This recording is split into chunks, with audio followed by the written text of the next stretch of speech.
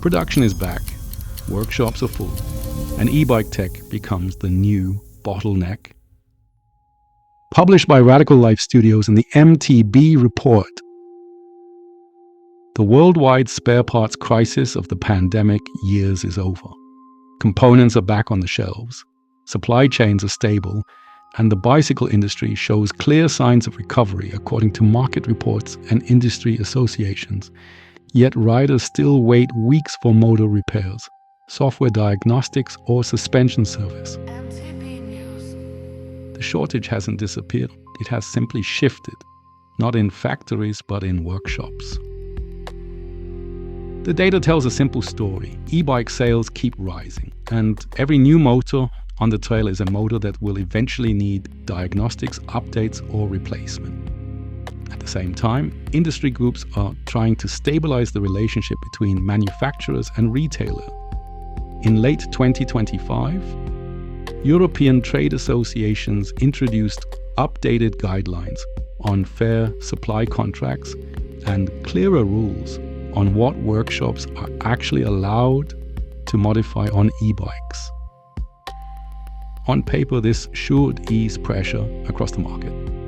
In reality, three things stand in the way: time, training, and technical complexity.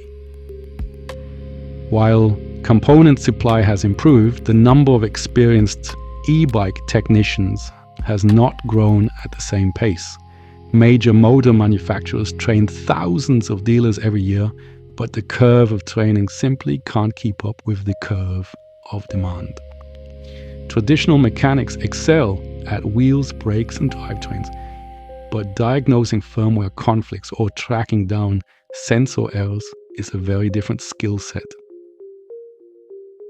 Another part of the problem lies in the diversity of systems still on the market. Riders with older Bosch, Bros, or other platforms often depend on specialized service partners, most of whom are booked out for weeks.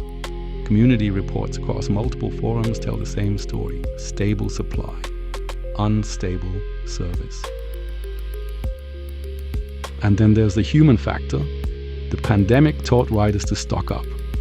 Many bought spare drivetrains, forks, or wheels just in case, and a non-trivial number of parts ended up in basements rather than in workshop inventory. The market recovered, but the behavior stayed. And that doesn't help availability where it's actually needed. The contradiction of 2026 is obvious. Parts are available, yet service capacity is maxed out. Warehouses are full, but workshops cannot process demand at the speed riders expect. Component production has normalized, but the service chain behind it has not.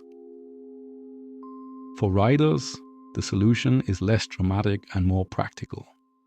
Plan ahead. Book inspections in spring rather than mid-season.